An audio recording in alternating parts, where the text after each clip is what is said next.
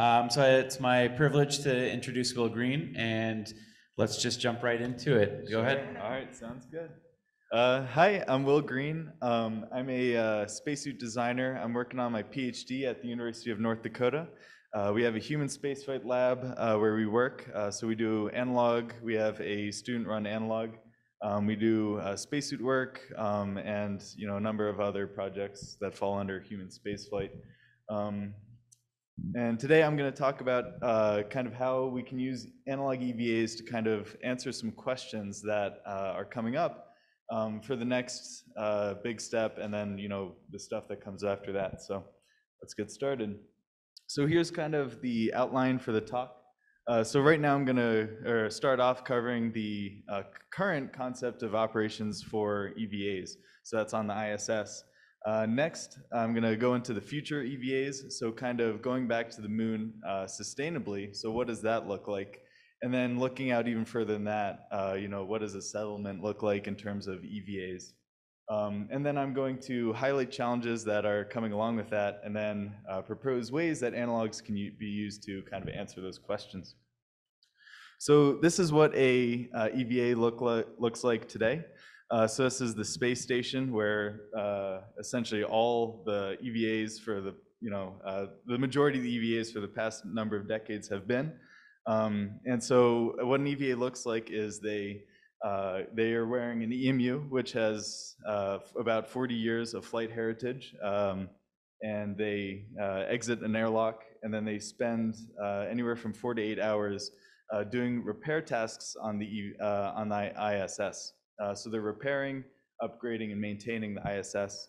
And that's kind of what an EVA looks like right now. So, in terms of frequency, in 2021, there were 13 EVAs on the ISS. So essentially, we're looking at a frequency of once per month. The spacesuits are rated for 25 EVAs, and after that, they actually need to return back to Earth to be, kind of refurbished.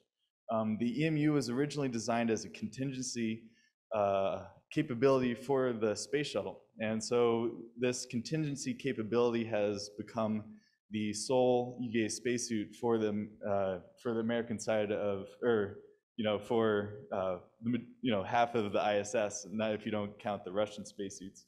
And it started as a contingency capability, and it's been here for 40 years. So it's not perfect. And so when there's an EVA, there's a constant dialogue between the ground crew and the astronauts. And this constant chatter is, kind of relied upon by the astronauts to walk them through their tasks. And, kind of there's a dialogue there, which, will be problematic, and I'll get to that in a moment. Similar vein, there's a high level of specific planning for these EVAs. When astronaut trains for the EVAs, they go into the neutral buoyancy lab. They go through the motions, they learn it until it's rote memory, and then they go up, fly, and do their mission. So that's what EVAs currently look like. And so this is a graph demonstrating the flight heritage of EVAs. So over here in 1965, we have Ed White's first American spacewalk, and that carries through to 2022. And so we have a long storied history of microgravity EVAs, and we've kind of figured that out pretty well. But when we compare that to our planetary EVA experience, we have, I believe it's 12 or 13 planetary EVAs. And so when you compare hundreds of EVAs to 12 to 13, there's obviously a knowledge gap. And so when we look to returning to the moon and Mars, there's lots of questions that we need to answer. So thinking about that, I'm going to go over kind of the issues that we're going to face when we return to the moon for significant periods of time. So this is what it's going to look like. Astronauts are going to work out of landers or habitats. They're going to do a lot of geological tasks. They're also going to do some construction as well. But I have to imagine the first several missions are mainly going to be geologically motivated. So they're going to be using a Planetary EVA suit, which is going to be significantly different than a microgravity spacesuit, and I'll get to that. Okay, so here's what the planetary surface, the challenges of the planetary surface entails. So it's a dusty surface, and this lunar regolith is electrostatically charged. And so when you open up a box that has a bunch of peanuts, they go everywhere and they cling. So think of that with the dust, only this dust is sharp, it's abrasive, and it's, it's very harmful. It actually can cause respiratory issues. So if you look at the astronaut in that photo, he looks like a coal miner, and that's because he's coated in this regolith. And so we need to kind of think about how we're going to address these issues of the lunar dust when we return, especially if we want to stay there for any long duration period of time. And the dust is going to eat up the suits. We just know that. So like I mentioned, the astronauts going to be walking and moving on the planetary surface. So they're going to trip, fall, land on rocks, go into craters, and they're going to have to be able to walk. In the current spacesuit, the lower leg mobility is essentially non-existent. In fact, it's kind of to their benefit to have it more as a rigid structure so you can transmit the torque into the foot restraints if you're doing a microgravity EVA. So we're going to need to completely redesign the spacesuits, which some of that work is being done now, but I think work will need to continue to be done to get it to where it needs to be. And then there's going to be a shift from the maintenance tasks that we're doing right now to geology. And that's going to require a different selection process for the astronauts as well as a different way of training. So talking about that, the EVA frequency is going to be a lot higher on a planetary surface. So the reason to go to the moon is to kind of go out there and investigate. And the way they're planning on doing that is through EVAs.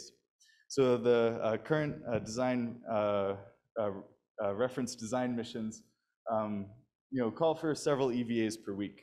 And so that's a lot different from doing one EVA per month. Each crew member, if you're doing a month-long mission or anything longer than that, will likely perform in an excess of 10 EVAs. So when you compare that to the training that they do in the neutral buoyancy lab, right now 1 hour of EVA gets roughly about 6 hours of neutral buoyancy training. And so if you're doing 3 EVAs that are 6 hours each, that's 18 times 6, if you do the math, that gets very unsustainable very quickly. But given that the types of tasks are going to be shifting, the crew will actually need to learn more general skills and then utilize just-in-time training rather than the rigid, kind of step-by-step training approach that's used now. And with this, hopefully the astronaut crews will become more autonomous. I hope that we use the moon as kind of a platform for learning how to operate on Mars. And with that time delay, crew autonomy is going to become critical. So next generation, so after we, after we go to the moon and we start looking to Mars, and we start settling these planetary bodies, EVAs are going to be used in a completely different method still. Okay. So this is SpaceX's photo. EVAs are going to be, so we won't necessarily be doing as many geological tasks because we're going to be staying one location for a longer period of time. What will be needed is infrastructure. So landing pads for these giant rockets, roads so that the rovers, don't get covered in dust as much. Radiation shielding and stuff of that nature will be needed for a true settlement. So here's the describing that concept of operations for a indefinite mission to the moon or Mars. Each crew member would perform numerous EVAs, so almost for sure that they would have their own spacesuit. Beyond that, they would likely have to repair and or manufacture the spacesuits in situ. So the spacesuits are going to look very different than the ones right now, which are manufactured through a lot of hands-on labor. Like I mentioned, the EVAs are going to be centered on infrastructure development.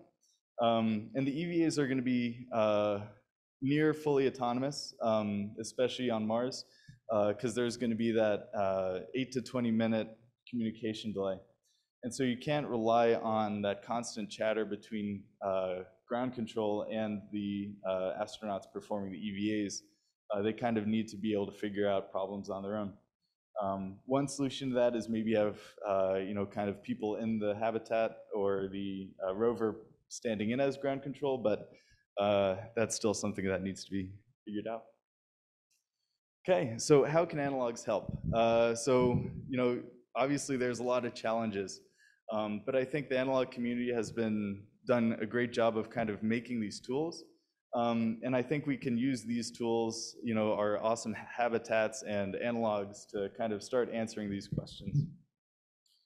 So first, I kind of want to give out my definition of an analog.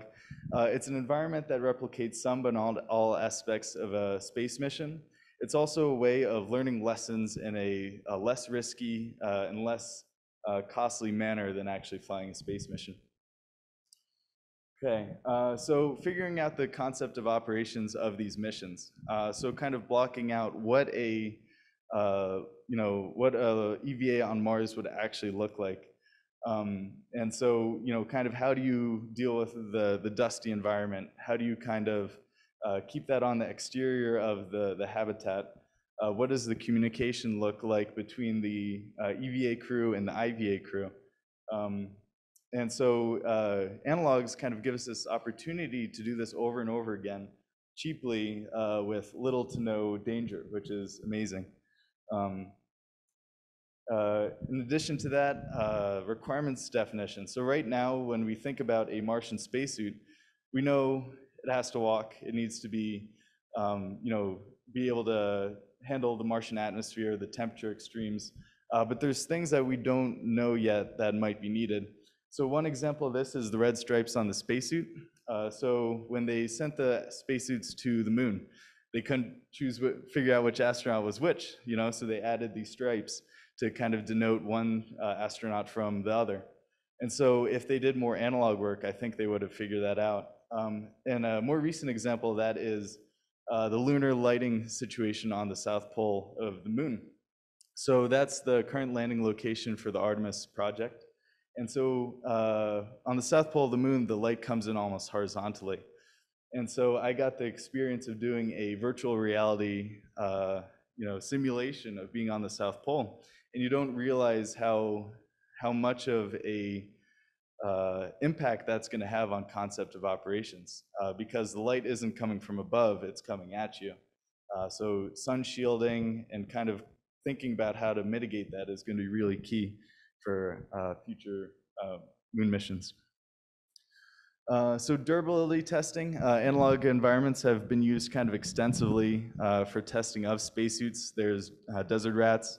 UND has sent our NDX-1 spacesuit to MDRS, Australia, Antarctica, and also the dustbin at Kennedy Space Center. And so just kind of seeing how the tools and the spacesuits function in a hostile environment is going to be, kind of one way we can use analogs to develop our systems better. Funny story, when we sent it to Antarctica, it was colder in North Dakota. But yeah. And one last thing is training. So like I mentioned, the current training paradigm is not sustainable and not exportable to the moon or Mars.